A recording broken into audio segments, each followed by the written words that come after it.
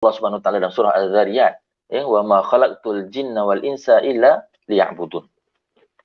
Tidak aku jadikan jin dan manusia itu melainkan untuk beribadah kepadaku. Maka bila disebutkan tentang jin ini, dia merupakan salah satu yang kita bincangkan ialah namanya makhluk halus yang tidak kelihatan. Ya, maksudnya benda yang dalam entiti makhluk halus yang tidak kelihatan secara mata kasar. Jadi bila disebutkan wa ma khalaqtul jinna wal insa illa liya'budun, maka Allah Subhanahu wa taala menjelaskan bahawa mewujudkan, jadikan jin dan manusia itu ya, untuk mengabdikan diri kepada Allah SWT. Jadi maknanya tugasan untuk dijadikan oleh Allah Ta'ala ke atas muka bumi ini konsepnya sama. Manusia ke jin ke, asasnya ialah untuk beribadah kepada Allah Subhanahu wa Ta'ala.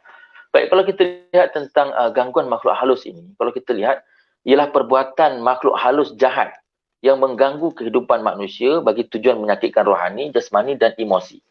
Okey, kita lihat di sini ialah perbuatan makhluk halus jahat. Jadi kita dah sebutkan tadi, salah satu daripada entiti makhluk halus itu ialah jin. Contoh kita kata begitu ya. Jadi di kalangan jin ini, ada jin baik, ada jin jahat. Ada begitu. Jadi bila kita bincangkan tentang gangguan makhluk halus, sifat gangguan itu, maka makhluk halus ini ada mereka yang sifatnya jahat. Yang sengaja mengacau manusia ataupun sengaja ataupun mengganggu manusia. Dan yang kadang-kadang kita juga melihat lebih dalam, dia bukan hanya sekadar kacau tapi mampu untuk menyakitkan manusia, fizikal manusia. Sama ada dari sudut jasmani, barangkali juga rohani ataupun barangkali emosi. Dia akan kacau daripada makhluk yang fizikal seperti mana kita ini. Ya.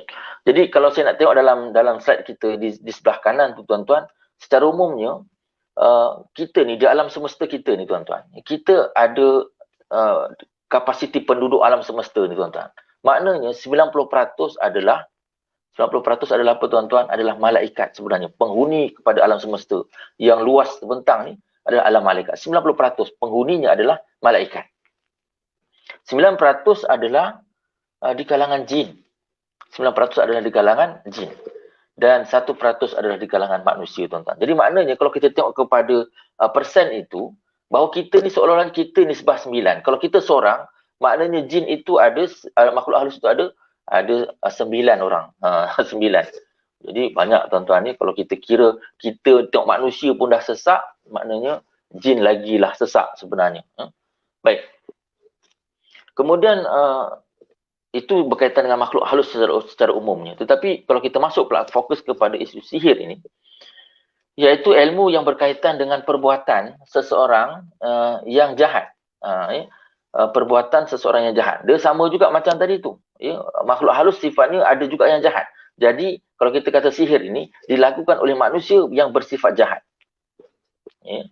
Dia melakukan sesuatu perkara itu dengan niat jahat. Kalau manusia yang baik, dia tidak akan melakukan perbuatan sihir ini. Okey. Kemudian atau secara halus tersembunyi, dan perbuatan itu dilakukan secara tersembunyi, dia tidak terang-terang. Sebab itu dia menggunakan alam mistik, menggunakan elemen-elemen makhluk halus yang tidak kelihatan. Jadi kesan dia itu akan menjadikan manusia sakit ke ataupun memberikan tekanan emosi yang pelbagai ni dalam keadaan yang tidak nampak, tapi kita nampak simptom-simptom itu. Nanti kita akan bincangkan. Dan dinyatakan tadi ialah secara halus tersembunyi melalui pertolongan makhluk gaib. Maknanya keterlibatan sihir itu selain daripada pelaku kepada sihir, pelaku sihir, yang keduanya ialah adanya ejen ataupun kita kata orang yang melakukan ataupun khadam yang melakukan itu. Maka dijadikan jin ini sebagai perantara untuk melakukan, menjayakan misi tersebut. Ya, itu yang kita sebutkan sihir. Ada tukang sihir, ada pelaku sihir yang kita panggil sebagai jin, syaitan dan seumpamanya. Kemudian ada juga mangsa sihir. Ya, mangsa sihir ini kalau kita kategorikan sebagai rukun-rukun sihir itu sendiri. Ada yang buat, kemudian ada yang melaksanakan, kemudian ada pula mangsa. Kan? Kemudian di samping itu juga apa bahan-bahan yang digunakan. Itu juga dikira sebagai complete set untuk melakukan perbuatan sihir tersebut. Jadi bila disebutkan tadi, dengan bantuan jin ataupun syaitan, bertujuan untuk memudaratkan ataupun mengelirukan manusia. Maka inilah sebenarnya kesan daripada sihir itu. Ia dilakukan oleh orang yang jahat dengan pertolongan bantuan daripada jin ataupun syaitan, kemudian juga diikuti dengan secara tersembunyi, ya, yang hasilnya itu kadang-kadang berlaku di luar daripada keupayaan manusia untuk berfikir, ya, yang bertujuan untuk memudaratkan ataupun mengelirukan manusia. Baik, kita lihat sedikitlah berkaitan dengan ilmu sihir ini. Secara umumnya dia bukan satu ilmu yang baru, tetapi ilmu ini telah pun sekian lama tuan-tuan dibincangkan, ya, dan merupakan ilmu yang terawal di dunia yang telah pun diperkatakan sejak awal ketamaduan manusia. Maka gambaran betapa ilmu sihir ini adalah bukannya ilmu yang baru, tapi ilmu yang sejak zaman bersama dah pun wujud dah. Sebab mistik ataupun jin ataupun syaitan ini bukan baru sekarang muncul, tapi dah pun sekian lama. Okay? Kemudian kalau kita lihat juga, sihir artinya apa-apa jampi mentera, perkataan, ungkapan ataupun perbuatan tertentu yang menggunakan bahan-bahan dan peralatan. Kita nak jelaskan lagi berkaitan dengan apabila seseorang yang berniat jahat, untuk melakukan perbuatan sihir, maka ada jampi-jampi mentera. Kadang-kadang mentera-mentera ini adalah bertujuan untuk memanggil makhluk halus, khadam-khadam yang sebagai perantara ini untuk menjayakan misi tersebut. Lalu sebab nak panggil ni pun dia kadang-kadang menggunakan bahan-bahan. Ya, dia bukannya boleh panggil macam kawan kita panggil pergi kedai kopi tuan-tuan, tapi maknanya kita panggil dia itu menggunakan alat sama ada asap ke ataupun menggunakan mentera ke dan sebagainya. Jadi di situlah kita lihat adanya keterlibatan mentera-mentera, jampi-jampi mentera, di samping menggunakan peralatan-peralatan tertentu. Dan asasnya segala perbuatan itu perbuatan yang melibatkan elemen-elemen itu, kita kata dia bersalahan dengan hukum syarak.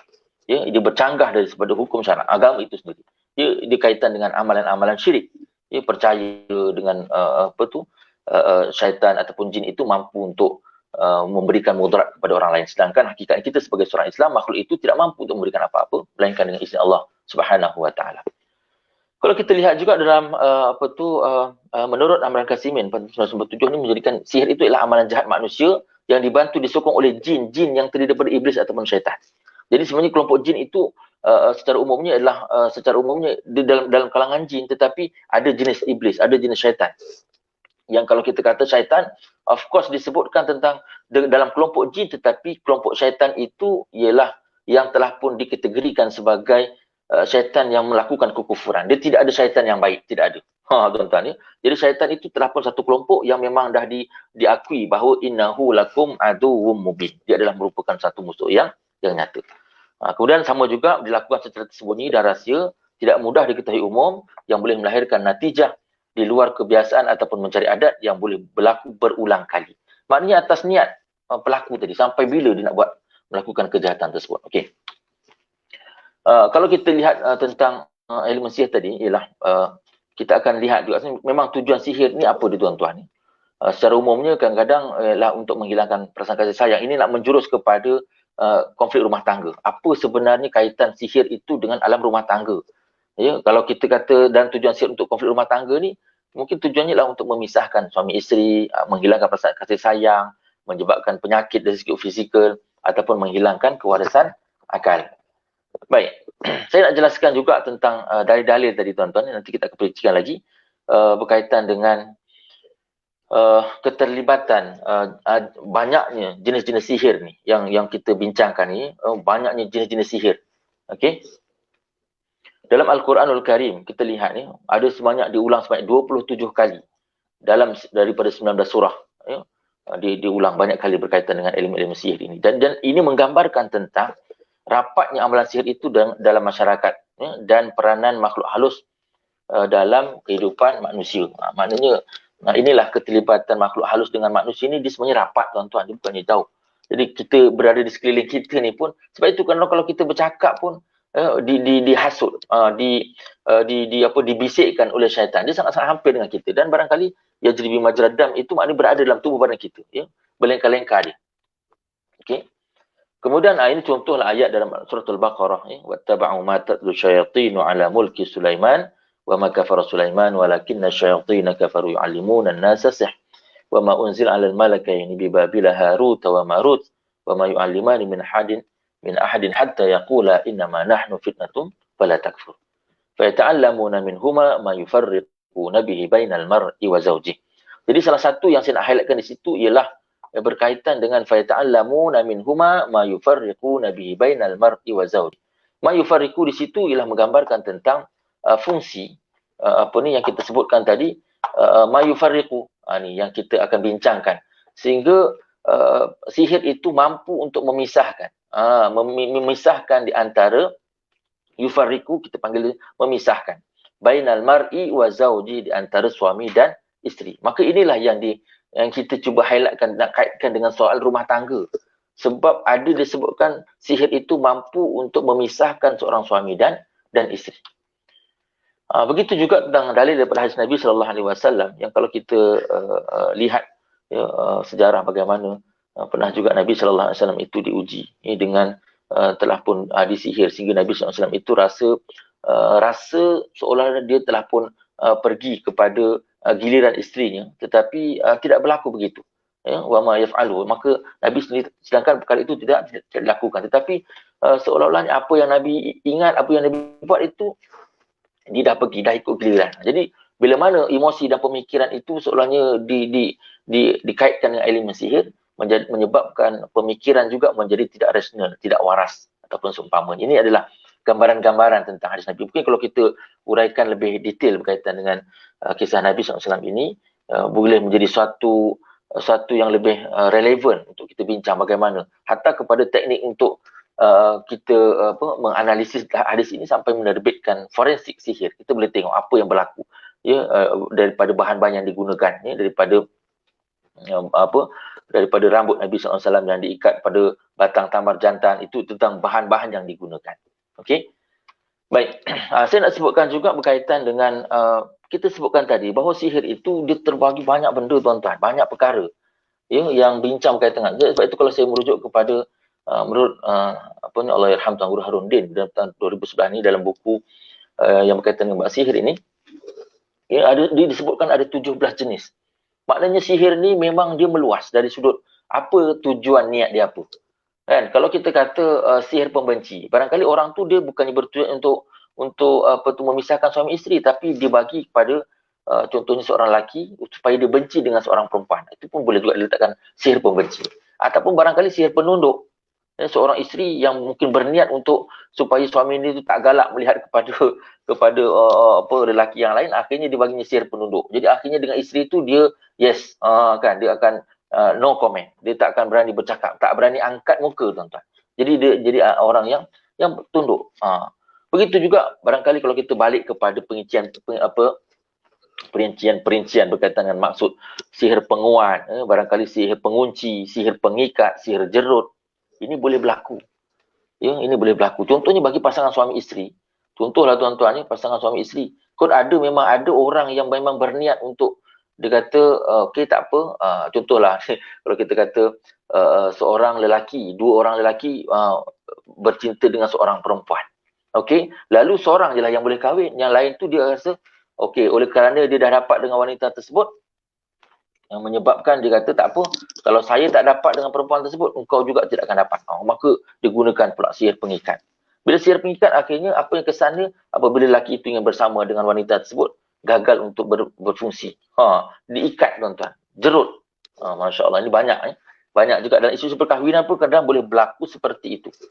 Jadi hatta juga, ini kalau kita nak uraikan tentang beberapa jenis lah, tapi kita akan bincangkan fokus hari ini berkaitan dengan bab sihir pemisah. Kalau kita juga tentang sihir pendarahan, mungkin ada juga dalam elemen wanita ni apabila melibatkan soal apabila nak hubungan bersama, dia akan datang darah, tuan-tuan. Darah ni pendarahan. Asal nak bersama je ada hasrat untuk bersama, sebab hubungan bersama itu konsepnya ialah untuk memenuhi fitrah manusia, suami isteri, kan? Itulah dia punya keyword yang penting dalam hubungan rumah tangga, hubungan. Jadi bila mana berlaku pendarahan, maka akan menyebabkan hilang hilanglah dia punya semangat untuk bersama tu. Jadi sebab dengan pendarahan. Itu contoh-contoh lah, tuan-tuan. Baik, yang kita nak fokuskan itulah nombor 3 ni, tuan-tuan. Ini sihir pemisah. Okey. Baik. Kita nak lihat juga berkaitan dengan sihir pemisah ini. Kalau kita lihat, adalah salah satu daripada perkara yang besar dibincangkan. Maknanya sihir ini adalah sihir yang paling bahaya dan paling berleluasa. Paling berleluasa dalam apa yang disebutkan oleh Wahid Abdul Salam Bali, menyebabkan kesannya boleh menghilangkan kasih sayang, memisahkan suami isteri dan membunuh tanpa perlu sentuh. Dan ini adalah yang paling bahaya tuan-tuan, paling berleluasa. Memang target bagi pasangan ini tuan-tuan, bila mana pasangan tu berkahwin, sebenarnya syaitan, jin dia sangat tak suka dengan pasangan yang bahagia, pasangan yang harmoni. Jadi dia akan cuba untuk memisahkan. Sebab itu bila mana pasangan itu berjaya dipisahkan, itu merupakan satu kejayaan yang besar bagi mereka kerana telah pun mencerai-beraikan pasangan tersebut. Kalau kita lihat di sini juga beberapa kita kaitkan dengan soal macam mana nak tentukan seseorang itu ada elemen-elemen sihir ataupun gangguan ni, sebab kadang-kadang dalam sesuatu isu rumah tangga ni kita pun mungkin boleh nak tahu juga apa sebenarnya bentuk-bentuk nampak gangguan ke, ataupun memang ada elemen sihir ke, ataupun sebenarnya memang dia dah berhasrat untuk cari orang lain, ataupun dari sudut fizikal yang lain, ataupun dari sudut alasan-alasan yang lain. Kita akan tengok nanti ada beberapa alasan-alasan, tapi kita cuba lihat sedikit berkaitan dengan beberapa simptom ataupun simptom yang kita kenal pasti ada elemen-elemen gangguan ataupun sihir. Contoh, kalau kita lihat wujudnya satu perubahan dengan keadaan daripada cinta menjadi benci, sering resah, hilang fokus, ini berkaitan dengan emosi. Ya, kalau kita lihat kat sini ada 8 yang kita boleh gambarkan tentang 8 elemen yang kita boleh kaitkan. Jadi bila sebelum kita nak menentukan ada elemen sihir atau tidak, kita kena tengok ada beberapa faktor tadi, simptom-simptom yang ada pada orang tersebut. Okey. Jadi kalau kita lihat berubah, emosinya berubah cepat. Hari ni sayang, besok dah benci. Contoh begitu. Kemudian kita lihat juga tentang sering bertengkar walaupun perkara yang remeh-temeh. Ini saya fokuskan kepada isu rumah tangga. Ya, emosi yang tidak stabil. Ya. Kemudian dia benci. Ya, dia tengok muka suami itu menyampah, sangat-sangat menyampah. Kemudian juga tak suka nak disentuh. Jadi tak suka disentuh. Ini kadang-kadang ada elemen-elemen itu tuan-tuan. Tapi dia bukannya mutlak ya. Belum secara pasti. Tapi ini antara tanda-tanda yang mungkin boleh dibincangkan. Ya, kemudian berubah bentuk isteri di mata suami ataupun sebaliknya. Sering sikit kepala, macam rasa diikat. Ini mungkin dia berbentuk fizikal. Mungkin wajah suami, wajah isteri yang nampak ceria tapi nampak murung, nampak lemah, nampak macam seolah tidak bermaya, sering sikit kepala. Walaupun kadang-kadang kita kaitkan juga dengan elemen-elemen fizikal, memang ada darah tinggi atau keciman dan sebagainya. Okey. Kemudian membenci semua perbuatan. Ini antara perkara yang mungkin kita boleh saya kaitkan tadilah dengan soal simptom tadi. Membenci semua perbuatan yang dilakukan oleh pihak lain, tidak suka bersosial, dia suka menyendiri. Ya, sebab itu kadang-kadang benda-benda ni kalau berada di sekeliling kita, kita cuba tengok tuan-tuan. Kita ambil perhatian ataupun prihatin berkaitan dengan perubahan-perubahan watak seseorang ini. Kan? Kemudian kita lihat juga sering membenci, berasa tenang di luar rumah, sering bosan. Ini antara yang berkaitan juga dengan dalam premis rumah tangga itu, kediaman sendiri. Ada orang yang memang melakukan perbuatan sihir lalu ditaburnya di sekeliling rumah. Bila nak masuk rumahnya, akhirnya nak masuk rumah dia jadi macam panas. Dia suka kat luar. Tuan-tuan. Bila kat rumah je dia jadi gelisah. Ini kadang-kadang kaitan-kaitan itu. Kemudian di samping dia sendiri mungkin mengalami elemen-elemen mimpi seram, menakutkan, ya, ataupun barangkali semasa tidur. Begitu juga kalau kita kaitkan dengan ketika mana jaga, kadang-kadang dia sering melihat kelibat bau busuk yang orang lain semua tak ada bau pun, tapi dia yang sudah berbau busuk. Dia berat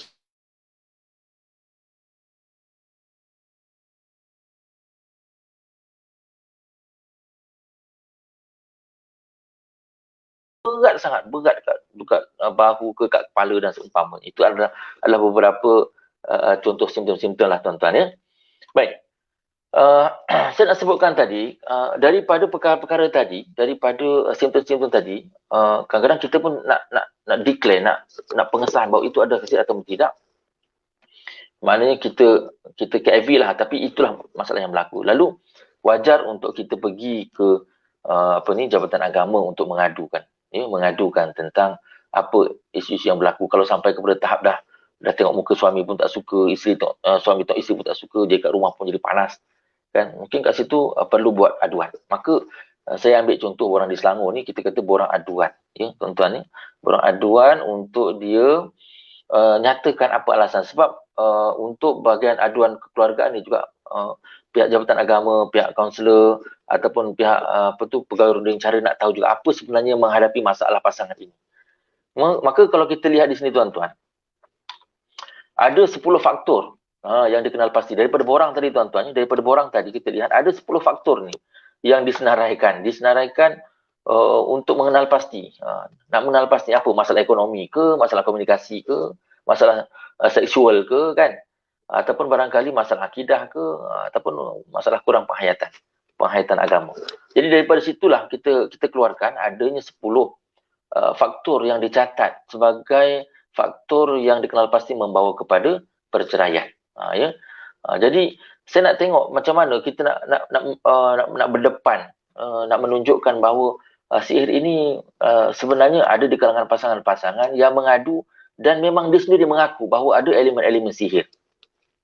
Jadi berdasarkan kepada faktor yang nombor 2 tuan-tuan, kurang penghayatan agama ini, maka kita lihat ya, kurang penghayatan agama ini maka masuk salah satunya ialah berkaitan dengan amalan sihir, amalan syirik ataupun sihir. Sebab dalam isu sihir ini tuan-tuan, saya nak sebutkan juga sebenarnya sihir ini kita menjadi mangsa sebab ada orang lain yang melakukan kejahatan itu kepada kita. Ya, ataupun barangkali sifat orang yang terkena sihir ini sifatnya seolah-olahnya dia dizalimi sebab orang lain yang dengki dengan dia, orang yang lain yang berniat jahat dengan dia.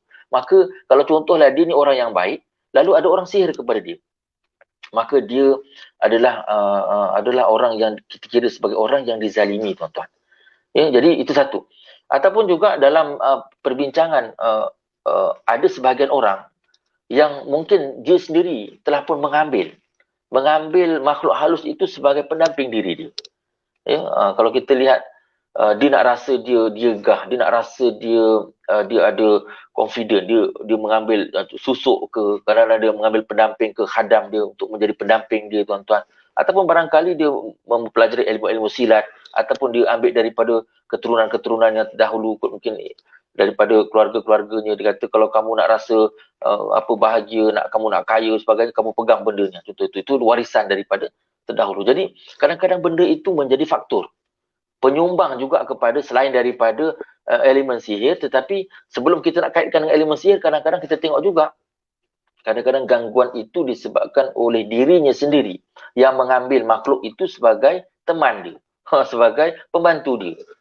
Kalau sekiranya itu berlaku, kadang-kadang simptom, contohlah bila mana dia ambil tapi dia tidak jaga, maka kesannya bila mana tidak jaga, akhirnya datanglah dia punya penyakit-penyakit tadi, maknanya kesan-kesan, simptom-simptom tadi.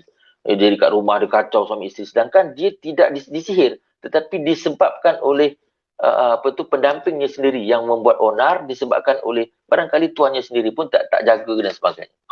Jadi beberapa elemen-elemen yang kita kaitkan tadi perlu diambil kira untuk menentukan seseorang itu sihir ataupun sebaliknya.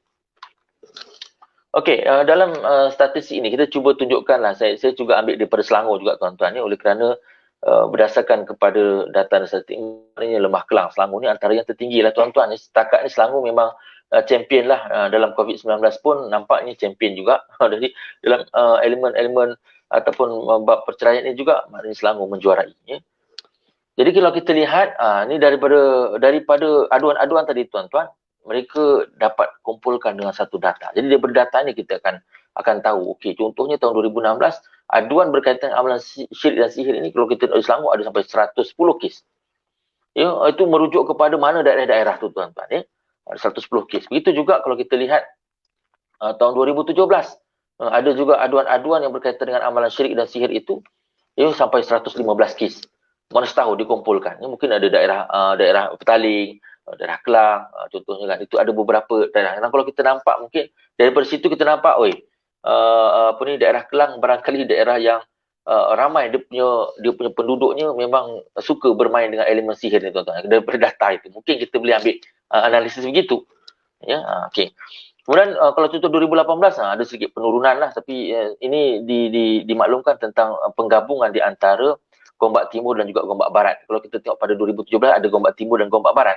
Tetapi pada tahun 2018 ini digabungkan menjadi satu gombak. Jadi maknanya di situ akan digabung antara Gombak Timur dan Gombak Barat. Jadi ini dari sudut lokasi menyebabkan data tu nampak murung. Tapi pada asasnya wujud juga perkara atau aduan yang berkaitan dengan bab sihir. Baik, kita lihat tadi berkaitan dengan soal data berkaitan dengan perceraian lah tuan-tuan, kan? Maknanya Selangor tu perceraian tertinggi ni 8,000 itu tahun 2017, jadi panjang, banyak kaitan ni. Dan kalau kita lihat juga 3 isu utama, memanglah dalam isu sihir ni dia tidak begitu di-highlightkan sebab kadang-kadang kita tak naklah sikit-sikit krisis rumah tangga kita kaitkan dengan sihir, sikit-sikit isu rumah tangga bergaduh sikit kita nak kaitkan dengan sihir. Jadi kadang-kadang isu sihir ni kita letakkan nombor yang last kali ke ataupun separuh daripada last lah. Jangan kita terus apa-apa isu kita kata sihir. Cuma sebagai suatu makluman, satu perhatian. Kadang-kadang krisis ini kalau kita lihat daripada sudut perubatan Islam, kebarangkalian ada elemen-elemen yang disebabkan oleh faktor gangguan sihir. Itu yang saya nak sebutkan. Ya. Jadi kalau kita lihat dalam poster ini, ya, maknanya mungkin dengan sebab kewangan, memang sebab kewangan, dia tak ada kaitan dengan sihir. Gangguan orang ketiga, itu juga mungkin adalah faktor-faktor. Memang dia sendiri yang cari penyakit. Si lelaki yang dah ada isteri, dia sendiri yang cari penyakit untuk mencari pasangan orang ketiga.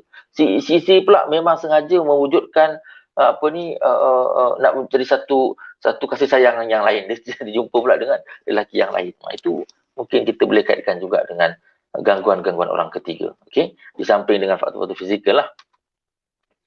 Jadi kalau kita lihat juga ni pertambahan kes perceraian ni, sebab itu kalau kita tengok di Selangor ni tuan-tuan ni, maknanya zaman-zaman PKP pun kita tengok kes cerai itu tinggi, yang menggambarkan tentang inilah realiti perceraian ini satu perkara yang harus kita lihat satu penyakit sosial. Ya, perceraian ini memberikan kesan kepada sosial masyarakat kita hari ini.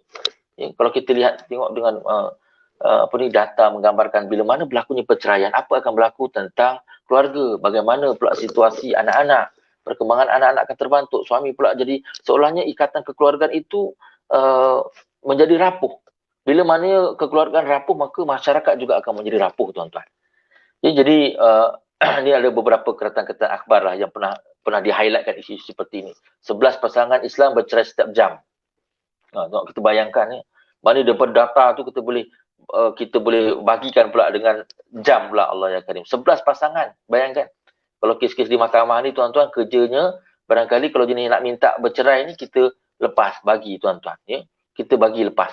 Ya. Tapi kalau kita tak bagi, marah pula. Dia kata mahkamah pula lambat dan sebagainya. Sedangkan kadang-kadang usaha mahkamah itu harus dilihat secara positif bagaimana cuba mahkamah, cuba juga membantu. Jadi, selain daripada kadang-kadang pasangan itu dia tidak melalui perunding cara, dia terus nak pergi kepada mahkamah. Jadi mahkamah ni pun melihat kalau wajar untuk dibincangkan, bincang. Tetapi kalau sekiranya memang dah dua-dua setuju, maka kita akan membenarkan kata tersebut, tuan-tuan. Jadi ini juga adalah kaitan dengan fakta-fakta kes yang saya sebutkan tadi. Adanya aduan dan kita dapat lebih kurang 107. Itu adalah berkaitan dengan yang data yang saya tunjukkan tadi. Okey, kita juga nak jelaskan ni bahawa sihir ini, tuan-tuan, dia boleh berlaku dalam pelbagai versi. Ya, sebab itu saya tidak menafikan elemen sihir ini dia boleh berlaku melalui pelbagai cara. Ini pelbagai cara. Sebab itu kita, khususnya orang Islam, kita kena banyak mohon perlindungan daripada Allah Subhanahu Wa Taala. Sentiasa menjadikan ayat-ayat pelindung diri itu perlu ada, sebab kita kena akur bahawa sihir ini dia berada di keliling kita dan memang orang yang dengki dengan kita ni pun ramai. Ya, bukannya semua orang suka dengan kita, tuan-tuan. Sebab itu kadang-kadang kita kalau rasa tak perlu nak di-share, kita buat-buat bertenang, tuan-tuan. Jangan kita share perkara yang rasa tak perlu. Apa tu yang kita share? Kadang-kadang dia nak saja untuk mengambil ataupun barangkali untuk eksposkan diri dia. Kadang-kadang dari satu sudut kita melihat begitu. Kalau sekiranya dia terlajak dari sudut itu, kadang-kadang ada menyebabkan ada orang yang akan iri hati. Kita ni memang ada penyakit itu, tuan-tuan. Penyakit hasad dengki, tuan-tuan. Yang kadang-kadang dia tak suka orang lain tengok. Ini adalah yang berlengkar dalam kehidupan. Walaupun dalam dunia milenium sekarang ni, tetapi elemen dengki ni dia tetap ada. Kita ni sangat-sangat kuat dengan penyakit-penyakit itu. Sebab itu kalau kita lihat, dalam isu elemen sihir ini boleh berlaku melalui Facebook pun boleh bercerai. Ya, kadang-kadang gambar-gambar daripada Facebook ataupun itu juga boleh, sebab kadang-kadang isu berkaitan dengan contohnya kita nak ambil gambar seseorang, kita minat dengan seseorang, lalu kita gunakan gambar dia. Ya, kita gunakan gambar itu sebagai target. Orang ni kalau contoh dia jumpa bomoh ke, biasa bomoh akan minta, ada tak gambar perempuan ni? Contoh. Maka itulah yang akan digunakan. Jadi bila mana dah di-highlightkan nama orang ni, maka khadam ataupun jin yang digunakan untuk menjayakan misi tersebut, maka dia boleh cari. Macam kita scan jugalah. Letak nama je, dia boleh tengok. Okey, oh ini nama muka sekian-sekian. Boleh cari. Senang ya tuan-tuan. Ya? Maka itu akan berlaku lah. Krisis-krisis tadi. Ya? Kemudian kalau kita lihat juga, menggunakan sihir dan juga minyak dagu ni pun kadang-kadang dicalit. Kan ada orang, ya, wallah alam lah tu. Sebab itu saya kadang-kadang dalam isu bincang berkaitan dengan konflik rumah tangga ni, kadang-kadang bagaimana kita mendepani alam sekarang ini, kehidupan sekarang, kita bekerja kan. Sebab itu dia kena berhati-hati sangat. Kita kena letak juga prasangka. Bukannya berburuk sangka, tapi ada sangkaan-sangkaan. Kadang-kadang kalau kita berbaik sangat dengan seseorang itu, kena letak satu sempadan, batas yang terhad. Kita tak boleh nak percaya sangat dengan seseorang. Bukan bermakna kita sentiasa sangka buruk, tapi kena ada satu berwaspada. Ya, itu kalau kita lihat ni, isteri dilahirkan teman sepejabat, dan kalau berlaku terlajak dari sudut perbualan, terlajak dari sudut kemesraan kan, maka akan timbul perasaan kasih sayang. Memang lelaki dan perempuan itu ada positif dan negatif. Memang akan sentiasa bertaut, tuan-tuan ya. Jadi kalau sekiranya tak dapat, contoh cinta tak berbalas ke, contoh tuan-tuan, ya, cinta tak berbalas ke, maka mungkin orang itu berniat jahat lalu menggunakan minyak ataupun barangkali bahan-bahan calitan ataupun seumpamanya. Itu boleh juga berlaku elemen-elemen sihir seperti itu. Okey, mungkin kalau saya nak kaitkan juga berkaitan dengan Akta Kesalahan Jenayah Wilayah Persekutuan 1997 ni, salah satu berkaitan dengan bab kesalahan tuan-tuan ni. Dalam satu seksi 36 itu memujuk lari perempuan bersuami. Saya tak nak kaitkan itu dengan elemen sihir, tetapi itu juga merupakan satu kesalahan sebenarnya, memujuk lari perempuan yang telah pun bersuami. Mana-mana orang yang memujuk lari seorang perempuan bersuami ataupun mau keluar dari atau dengan apa-apa cara mempengaruhi supaya meninggalkan kediaman suami isteri yang ditentukan oleh suaminya adalah melakukan satu kesalahan. Ini di bawah Akta Kesalahan Jenayah ya. Jadi itulah bidang kuasa yang ada, ya, tidak melebihi 3 tahun penjara, ya, ataupun tidak melebihi denda, tidak melebihi 5,000. Maknanya ada suatu klausa, satu section yang boleh kita kaitkan dengan bab undang-undang, ya, memujuk lari perempuan bersuami. Jadi kadang-kadang ada orang yang tadilah mungkin dikata dia cuba pujuk, dia cuba auta kan, tapi tak berjaya. Jadi akhirnya dia menggunakan bahan-bahan tertentu. Jadi akhirnya dia kata dia gunakan calitan ke, akhirnya dia akan macam seolahnya dia tidak sedar dan seumpamanya. Jadi akhirnya dia menggunakan elemen pujuk dan menyebabkan boleh lari dan seumpamanya. Okey. Begitu juga menghalang pasangan yang sudah bernikah daripada hidup sebagai suami isteri. Sebab itu kalaulah ada penggunaan elemen-elemen seperti ini tuan-tuan, ya, memanglah ada juga pasangan-pasangan hari ini yang mengadu untuk cuba diketengahkan isu ini supaya tindakan boleh diambil. Tetapi dia bermula dengan siasatan. Kumpulkan bukti-bukti bahawa wujud elemen memujuk itu. Ya, ada perempuan itu, lelaki itu kena tengok bahawa ada unsur-unsur memujuk isterinya untuk lari. Ataupun barangkali isteri juga boleh mengadu bahawa si suami itu telah pun dipujuk oleh seorang wanita yang lain untuk lari, meninggalkan isteri yang sedia ada. Pun juga mungkin boleh berlaku begitu. Sebab nak membawa kepada pendakwaan bagi kes-kes yang seperti ini, dia perlu kepada elemen-elemen pembuktian. Okey. Kemudian begitu juga dalam seksi 37 menghalang pasangan sudah bernikah hidup sebagai suami isteri. Contohlah tadi, ya, kalau A dan B ni memang dia suka dengan seorang perempuan. Lalu A dan perempuan tadi dapat berkahwin. Yang B dia kata tak apa, oleh kerana kau yang dapat.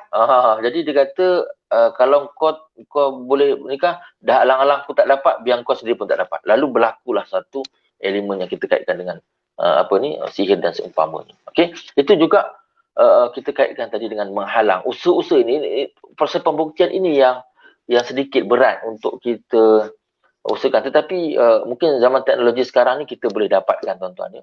Apa wording, perkataan-perkataan yang menggambarkan tentang halang. ataupun apa perkataan-perkataan yang menunjukkan kepada elemen-elemen memujuk. Itu perlu dibuktikan supaya boleh kita sabitkan kesalahan di bawah seksyen ini, tuan-tuan ya.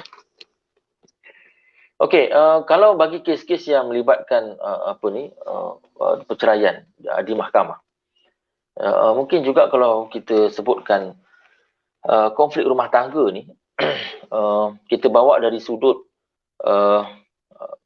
tadi kita kata berkaitan dengan aduan-aduan yang mereka hadapi dalam rumah tangga.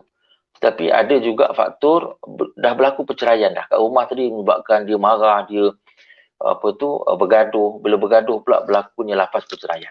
Jadi bidang kuasa mahkamah ialah untuk mendengar, memutuskan sama ada lafaz tersebut adalah sah ataupun sebaliknya. Ya, di bawah seksyen 57 di bawah Selangor ni, maknanya kesalahan bercerai di luar mahkamah. Okey.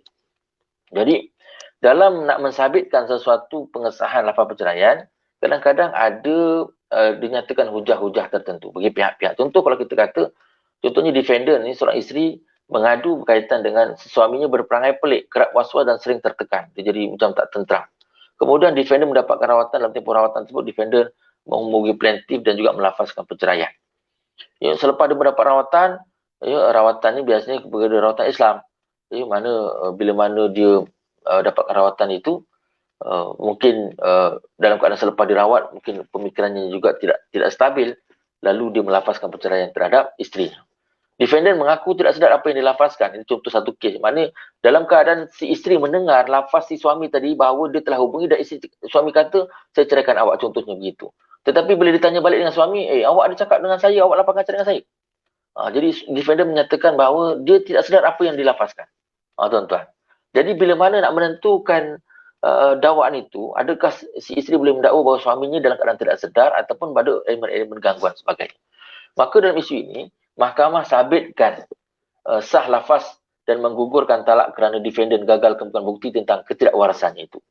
Ya, sebab itu dalam isu macam ini, ialah apa yang boleh membuktikan si suami tadi itu tidak sedar. Apa yang boleh membuktikan, apa yang maklumat ataupun saksi tak dengar sebagainya. Jadi mungkin si suami tadi tak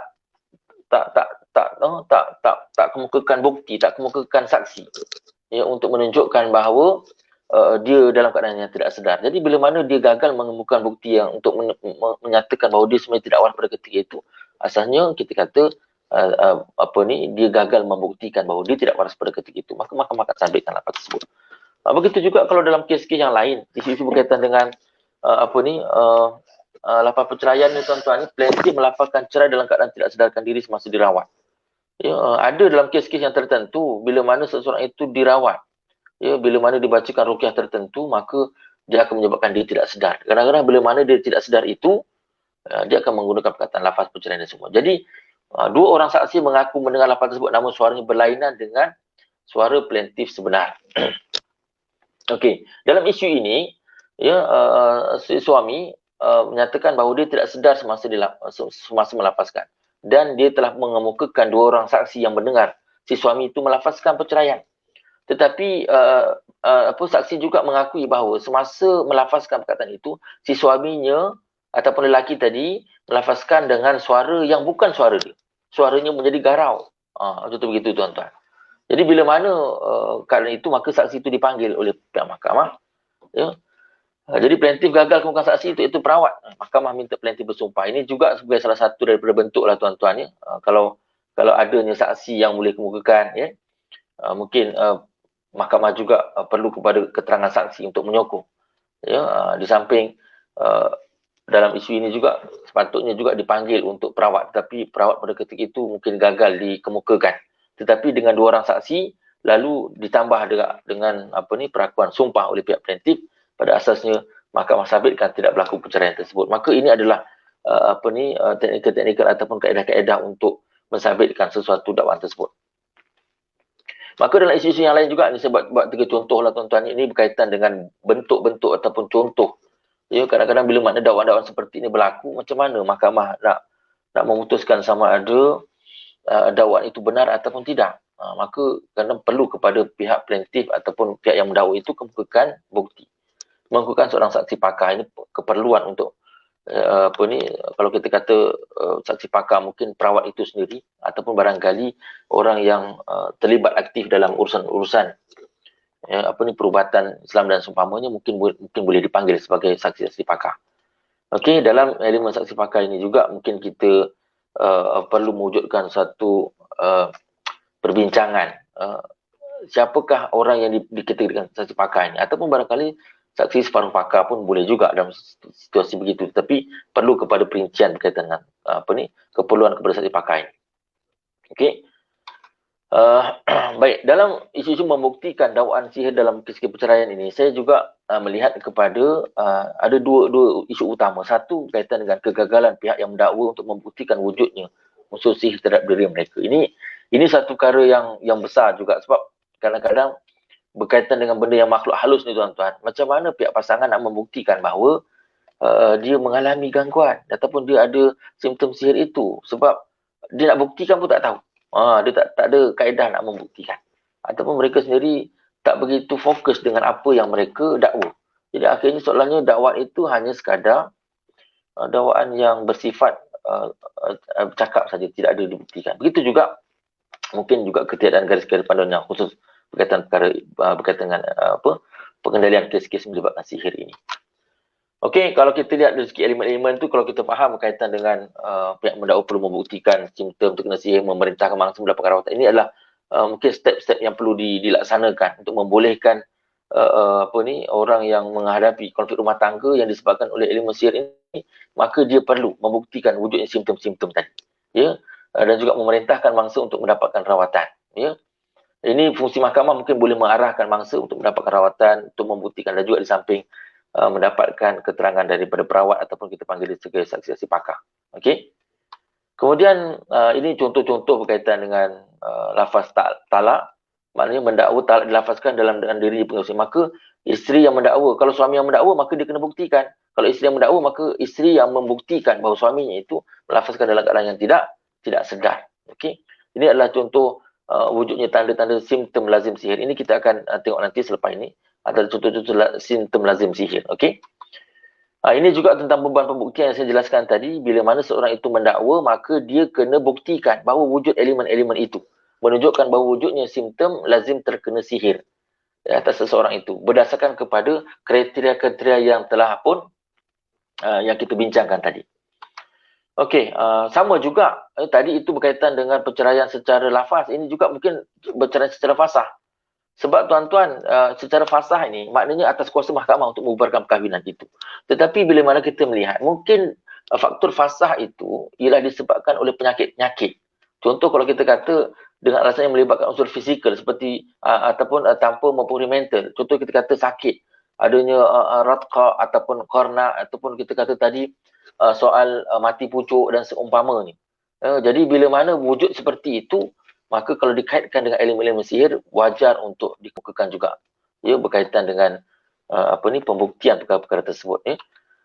Sebab itu dalam isu ini, oleh kerana dalam kajian yang kita buat tu untuk mewujudkan bagaimana mekanisme untuk menguruskan ini, maka pihak Universiti Malaysia Pahang dan juga tim yang dibentuk untuk mengenal pasti sihir berdasarkan simptom. Jadi akhirnya kita mewujudkan GS48 ini sebagai suatu kaedah untuk mengukur simptom-simptom yang ada, dan mungkin di situlah kita boleh menilai adakah kewajaran daripada 48 simptom ini. Kita tengok di manakah kedudukan memang ada kekuatan pada sihir ataupun sebaliknya, mungkin juga dipengaruhi oleh faktor-faktor mental dan seumpamanya. Okey. Sebab itu dalam GS48 itu kita ada 27 item lazim. Kita kata item lazim sihir. Begitu juga kalau kita lihat berkaitan dengan item melibatkan mental. Sebab sebelum kita nak bagi satu kesimpulan memang ada elemen sihir ataupun gangguan itu, kadang-kadang orang tu jenis mental, ada mental problem, ada kesihatan mental. Maka wajar untuk kita kaitkan dengan soal dia perlu dirawat secara psikologi. Dia tak perlu pergi kepada rawatan Islam. Ya, itu adalah beberapa keputusan daripada soalan-soalan kalau sekiranya seorang itu nak menentukan. Sebab itu GS48 ini boleh digunakan sebagai salah satu mekanisme untuk menentukan seorang itu ada elemen sihir ataupun sebaliknya. Kalau kita lihat juga, contoh kalau di Selangor dulu kita kita dah pun nampak pihak Jabatan Kehakiman Syariah Selangor telah pun memberikan suatu respon yang positif, bahawa dalam isu-isu yang kita telah bentangkan ini menggambarkan tentang isu ini berlaku, tuan-tuan. Kita tidak anggap itu benda satu cerita dongeng, tetapi benda itu wujud. Maka wajar untuk dibangunkan suatu SOP bagi menguruskan kes-kes yang melibatkan isu mistik seperti ini. Okey, jadi sebagai penghujungnya juga, tuan-tuan, saya kira mungkin kita boleh sebagai orang yang kita percaya berkaitan dengan wujudnya elemen-elemen syaitan, jin dan seumpamanya yang boleh menyebabkan terganggunya rumah tangga kita, tuan-tuan. Maka kita berbalik kepada trust, kepada sebagai seorang Islam, kita kena balik semula kepada kekuatan diri kita sendiri. Ya, sebab Allah menyatakan dalam surah, ya, laqad khalaqnal insana fi ahsani taqwim. Kita diletakkan kedudukan bahawa kita adalah sebaik-baik kejadian, ya. Dalam keadaan kita sebaik-baik kejadian ini, maknanya kita kena letakkan diri kita itu orang yang terbaik di kalangan makhluk-makhluk yang lain. Kita terbaik. Ya, maknanya kita kena letakkan posisi kita itu ialah kita yang terbaik. Sebab itu Nabi SAW telah menunjukkan kita bagaimana mengamalkan mengamalkan ajaran Islam, sentiasa mendekatkan diri kepada Allah SWT. Maka prinsip-prinsip asas ini dia tidak boleh dikesampingkan. Maka dia perlu menjadi prioriti dalam kehidupan kita. Sebab kita bergantung. Setiap daripada apa ni kita terdedah. Dan tiada siapa yang mampu untuk menghalang kita daripada kejahatan itu melainkan Allah Subhanahu wa Ta'ala. Maka di situlah trust yang perlu kita kena kukuhkan balik. Kena kekalkan balik. Itu yang kita nak sebutkan. Jadi dalam isu ini mungkin kita jadikan juga sebagai kalau dapat kita berikan solat itu menjadi trust lah. Kemudian bila mana solat, duduk seketika kita baca Suratul Fatihah. Ini sebagai salah satu daripada ayat-ayat pendinding diri. Banyak, tuan-tuan, ayat pendinding diri ini banyak. Ya, tapi kalau saya cuba nak highlight fokus ini berkaitan dengan amalan-amalan pendinding diri, ya, berkaitan dengan Suratul Fatihah. Duduk seketika kita baca sehari semalam, ya, setiap kali lepas sembahyang kita baca Suratul Fatihah itu. Kemudian begitu juga dengan suratul Al-Mu'awwizat, ini berkaitan dengan Suratul Ikhlas, ya. Kemudian diikuti pula dengan Al-Falaq, An-Nas dan seumpamanya. Ini gambaran tentang, ya, apa yang telah Nabi SAW ajarkan. Bila mana kita berdepan itu, mungkin dalam konflik rumah tangga itu mungkin ujian-ujian yang kita hadapi, tuan-tuan. Tapi bagaimana kita nak solve problem ini, masalah yang berlaku itu. Selain daripada kita minta orang untuk bantu, untuk kita dapatkan hikmat nasihat dan sebagainya, tetapi balik semula kepada bagaimana kita mengadu dengan Allah Subhanahu wa Ta'ala. Saya nak menekankan itulah, tuan-tuan, supaya kita tahu bahawa punca penyelesaian masalah itu ialah Allah. Ya, kadang-kadang manusia itu sebagai satu perantara saja. Yang kadang-kadang macam kita katalah, kalau kita sakit, kita minta kata tolonglah doktor, tolonglah bagi yang sihat. Sedangkan doktor itu tak mampu pun nak menyembuhkan penyakit yang kita hadapi. Ya, sebagai satu penyelesaian, maka kita juga perlu meletakkan kebergantungan kita dengan Allah Subhanahu Wa Taala. Itu adalah asas yang saya kira bila kita bincang berkaitan dengan ilmu sihir, lebih-lebih lagi melibatkan gangguan ataupun gangguan yang tidak kelihatan ini, maka tidak lagi kekuatan, tuan-tuan. Tiada apa yang mampu menghalang kita melainkan dengan Allah Subhanahu Wa Taala. Sebab itu dia kena berbalik kepada cinta kita ataupun kebergantungan kita dengan Allah Subhanahu Wa Taala. Kemudian ini juga yang kita sebutkan tadi berkaitan dengan muawizat ni. Tadi sepatutnya al-muawizat yang kedua. Yang ketiga sepatutnya adalah ayatul kursi. Ni sepatutnya adalah ayatul kursi. Ya, ayatul kursi mungkin tuan-tuan boleh jadikan ayat kursi itu sebagai bacaan harian kita, selain daripada kalau kita nak pergi kerja, keluar rumah dengan baca doa. Saya kira ini adalah mana-mana pakar-pakar motivasi kita berbalik untuk menghindarkan gangguan-gangguan ini, tuan-tuan, ya. Sekurang-kurangnya menjadi satu pelindung diri, ya. Kita hanya mampu untuk berusaha, ya. Kalau sekiranya tak berjaya, barangkali kita serahkan dengan Allah Subhanahu Wa Taala. Kita meletakkan kebergantungan kita itu dengan Allah Subhanahu Wa Taala. Jadi saya kira mungkin itulah saja perkongsian kita yang saya cuba nak kaitkan tentang isu sihir dan juga konflik yang boleh menyebabkan berlakunya konflik dalam rumah tangga. Apa yang saya nak sebagai satu kesimpulan lah, tuan-tuannya, daripada apa yang kita bincangkan ini, sebenarnya kalau kita lihat konflik ini kalau merujuk kepada faktor-faktor tadi, banyak faktor. Cuma saya cuba ambil salah satu daripada topik yang sebenarnya boleh penyebab kepada krisis dalam rumah tangga itu ialah elemen gangguan-gangguan ataupun unsur mistik yang boleh mengganggu. Tetapi dalam keadaan itu, maka kita juga harus menyelesaikan perkara tersebut. Kalau ke tempat ekonomi, kita kena cari, kita kena solve masalah ekonomi. Kalau sekiranya ada melibatkan orang yang ketiga, kita kena bincang bagaimana untuk menguruskan orang yang ketiga.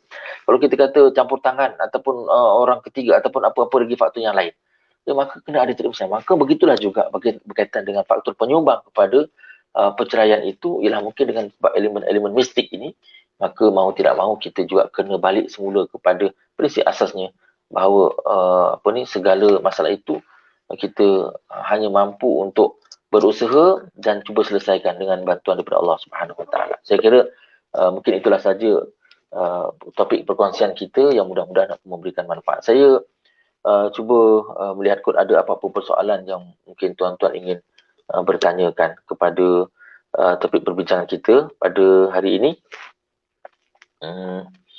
Ataupun barangkali topik ini juga masing-masing akan rasa takut untuk berbincang, untuk berbicara, tuan-tuan, ya. Sebenarnya dalam isu topik sihir ni, kerana ada sebagian orang yang agak skeptikal, dia melihat kata apa cerita berkaitan dengan, tak ada cerita benda lain ke atau begitu kan, tuan-tuan, kan.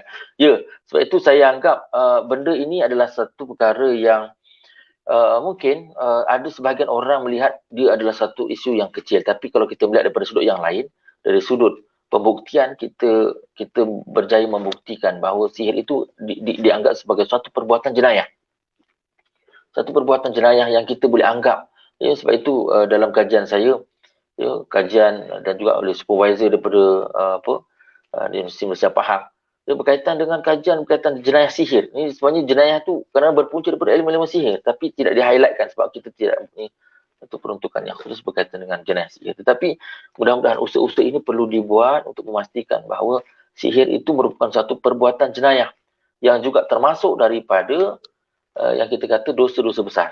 Sab'ul mubiqat, maknanya tujuh dosa-dosa besar yang harus diberikan juga perhatian kerana akan menyebabkan termasuknya masyarakat kita yang bergelumang dengan perbuatan-perbuatan syirik dan juga perbuatan dosa-dosa besar ini, tuan-tuan. Jadi saya kira perlu ada satu pihak, satu yang mungkin ambil perhatian dari isu seperti ini, yang mungkin saya lah ataupun mungkin yang tuan-tuan yang melihat kepada isu ini juga melihat bahawa itu salah satu topik yang perlu juga diberikan perhatian. Yang mudah-mudahan kita akan menjadi orang yang sentiasa berwaspada, sentiasa terhindar daripada ujian-ujian yang berat dan juga daripada kejahatan-kejahatan manusia, insya-Allah. Jadi saya kira mungkin itu saja. Nampaknya semua dapat memahami dengan baik, dan sebab tak ada sebarang respon ni, saya kira alhamdulillah, mudah-mudahan tuan-tuan dapat memahami tentang perbincangan kita pada hari ini, dan mudah-mudahan dapat manfaat daripada apa yang kita bincangkan. Jadi saya kira mungkin sekadar itu saja pertemuan kita pada hari ini. Segala yang baik itu daripada Allah Subhanahu Wa Taala, dan kekurangan itu adalah kelemahan saya sendiri. Aqulu qouli hadza wa astaghfirullahal azim li wa lakum. Wassalamualaikum warahmatullahi wabarakatuh.